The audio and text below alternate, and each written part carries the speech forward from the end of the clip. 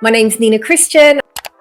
Based in Melbourne, agency owner and educator and trainer as well.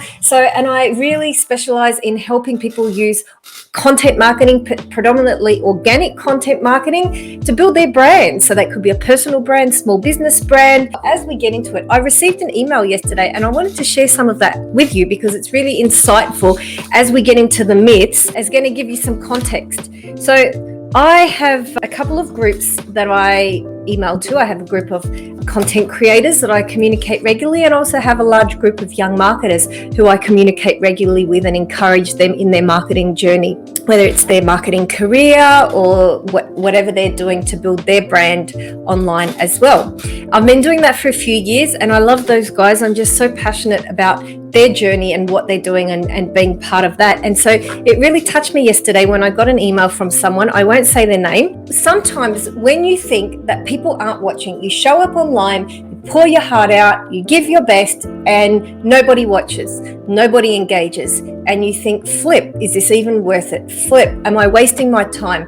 Oh my gosh, I've got better things I could be doing. I could be emailing, trying to get more business, or I could be fixing my house, or I could be sorting my office, I could be checking emails.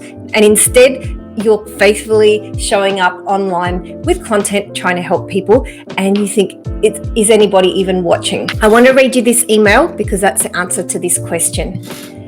Came in yesterday at 5:23 p.m. Hi Nina. A year ago, I may not have even responded to something like this. Can I firstly say I really enjoyed reading this? I shared some of my story.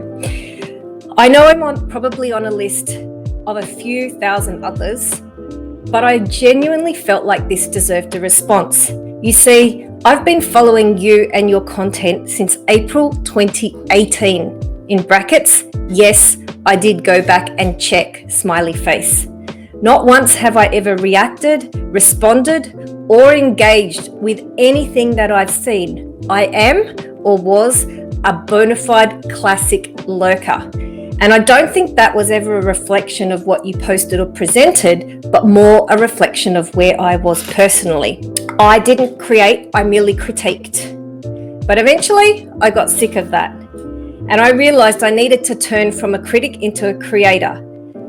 And goes on, this quite long, but just to say, and so wanted to say, thanks for sharing your story and taking the time to read this. It was worth your time. I have been publishing content consistently online for a long time. And I know a lot of the people who engage with the content because they reach out.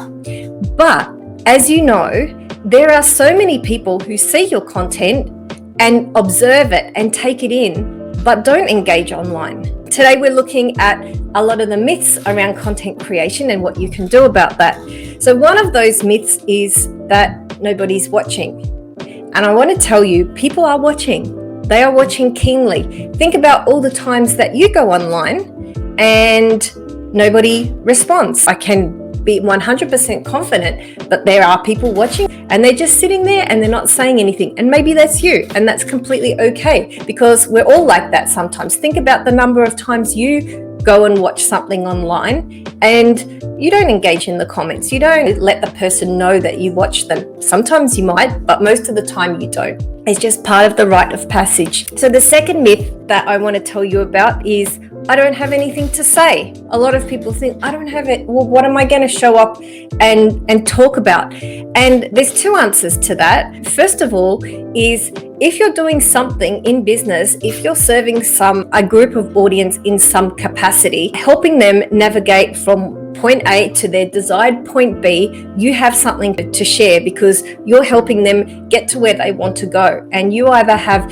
experiences, you have stories, you have methodologies, you have methods, you have lessons, you have tips, you have insights in that can help people that you've gained from your years of experience in that industry. Just because you're not a famous published author or world-renowned keynote speaker, it doesn't mean you have something to say. And often people can relate more to people who are just a couple of steps ahead of the journey from them, because they are now, or they were more recently where that person is now, than someone who maybe was there 10 or 20 years ago, who's way ahead in their journey. I see this a lot in my community of young marketers as I encourage them to become content creators and say, well, you don't necessarily have to be the world's foremost expert on a topic, but you've been going at this for a couple of years now. What would you say to somebody who's just starting out and who's looking to get started into whatever area it is that you are an expert in,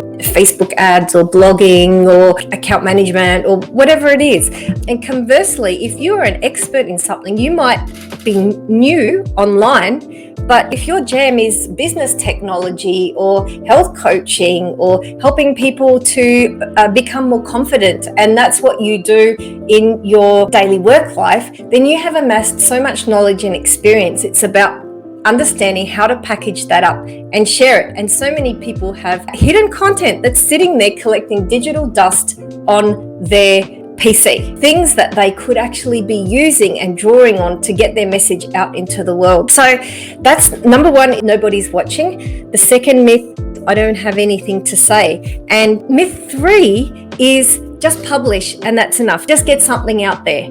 And depending on where you're at in your business and personal brand stage, there are some instances where that's okay. When you're just starting out, when it's literally your first go at something. And I talk a lot about this to the community of young marketers that I run in Launch Your Marketing Career, where it's really not so much about the message, it's about building the muscle that will help you get the message out. But for the majority of other people, just publishing anything isn't actually going to help your brand. Now, there have been plenty of times when I have intentionally not published a lot of things that I could have. I intentionally sat on them because they did not align with the business goals that I had and the strategic objectives and the end goal for why I was even showing up and publishing content in the first place. If you confuse people with too much stuff and no clear message and you're all over the place, you can end up with people getting more confused about what you're about and who you are, and are they doing that? And I thought they were doing that, and what about that? And oh my gosh, they're doing this now.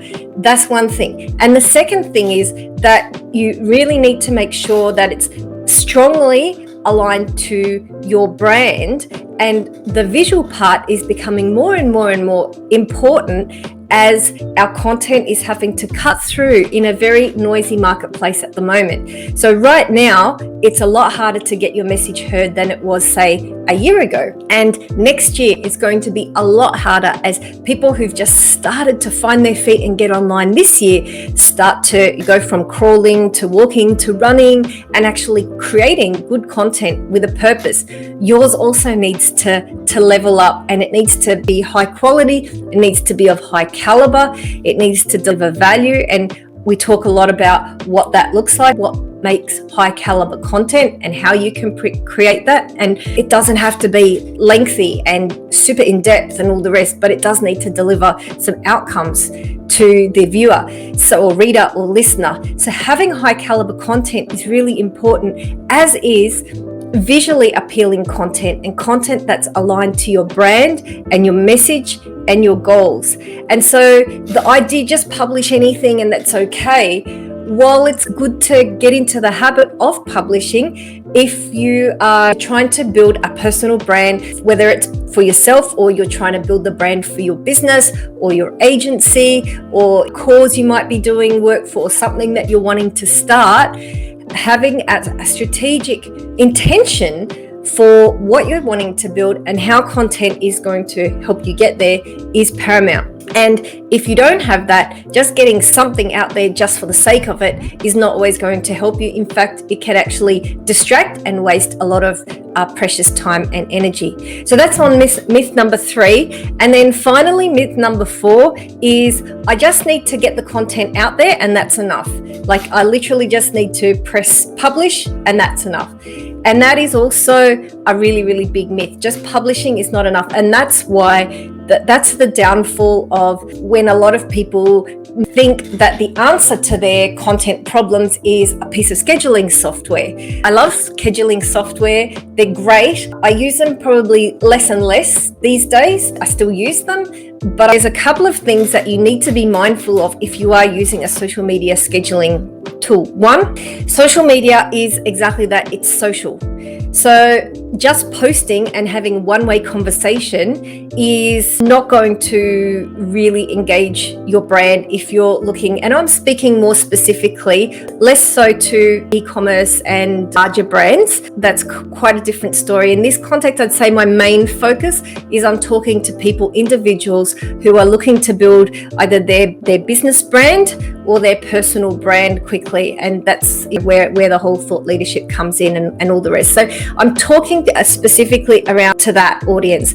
They're more importantly than ever, it's important to engage with every person who engages with your content online. A really good rule of thumb, don't ever let someone post on your stuff and then don't respond to it. And I would highly recommend not even just a like, that you actually take the time to respond and interact with that person. Neil Patel, if you're very familiar in the digital space, you may have heard of him. He's one of the world's, foremost digital marketers, great guy. He talks about content publishing being 20% of your effort and 80% should be on the promotion of the content. So once you click send and schedule, that's one part. Yes, you've ticked one box, but there are several more boxes that you want to tick after that. So what are you going to do with that content after you've published it? How are people going to see it? Are you going to engage with them? How are you going to turn that into conversations? And that's the downfall of a lot of people then seeing scheduling tools as a crutch, thinking, well, this is going to help me get my message out there. Yeah, it's going to help you with the front 20%, but not the 80%. Unless you have systems and processes in place at the back end to help you do that, which again is the kind of thing that I encourage people to do, having a very structured plan for how they're going to promote their content and not rethinking it and reinventing the wheel all the time. Because if you're expending too much mental energy trying to think through your plan every time you publish something, chances are you end up doing nothing, or you waste so much of your attention on that. You'll fall into decision fatigue, and then you'll think, well, I just wasted the whole day trying to think about the return on it, so that was a waste of time. What you want to do is think it through once and come up with your workflow, your ideal workflow, and then just have that as your action plan to promote your content each time. Content promotion needs to be part of your holistic content strategy. Content marketing is made up of two things. It's made up of content, it's made up of marketing. So you need to have good content. So putting effort into promotion if you don't have substance at the front end is a waste of time. But at the back end, having content that sits there, good content, and it's not getting eyeballs and people aren't seeing it, it's not great either. So you really want to have both. And understanding the nuances of the different social media platforms can be a challenge because they are evolving all the time. What was working 6 months ago is not working in the same way now, and what is getting engagement is changing all the time. But having something as a baseline that you can tweak and improve. So I always say it's better to post small and consistent and then have a plan for what you're going to do with that than go out with this big effort for a month. You go out guns a-blazing and you're everywhere on every platform, and then next month you're nowhere, and then you're one post here and then one post there, and then 2 weeks goes by and you don't post anything. That just doesn't reflect well on your brand around consistency. I've seen plenty of people who will literally just start posting once a week, and as long as that content is strategically aligned, consistency and alignment and consistency are the two factors that are going to help you actually get momentum. So even if that is once a week, if it's strategic and it's aligned, you're going to see progress. And think of each piece of content like a brick in the house. Brick on its own is not anything that people are necessarily going to marvel at. And you might be lucky and have the viral brick.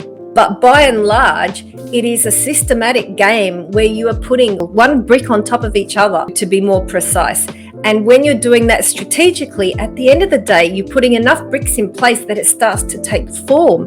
It has a shape. People can see what this house looks like. And then you've got all of this beautiful content that makes up your brand, your digital footprint, that speaks to who you are. And when it's got the nice visuals in place, not just rough and ready bricks, you put some decoration on and you've got your brand identity like looking sweet. People can get a sense of what your house looks like. It's really easy then to fling open the doors and say, hey, welcome to my world. Come into my house. This is what I stand for. This is what I represent, because you have systemically laid those bricks into place. But when you don't do that, you're just like randomly flinging mud all over the place. You're still putting in the same amount of effort, but at the end of the road, you don't have the house in place. You don't have the building. You don't have the structure. And you don't have that asset, which is that digital footprint that speaks for something. They are several of the myths over content that a lot of people have, and I've given you some responses and solutions around how you can overcome those and get started with that. If you like this broadcast and found it at all helpful, I enjoyed doing it, but I'd love for you to share that with anyone else that you feel would benefit from hearing what I have to say about content. So thank you so much for that. Go great and all the best. Bye.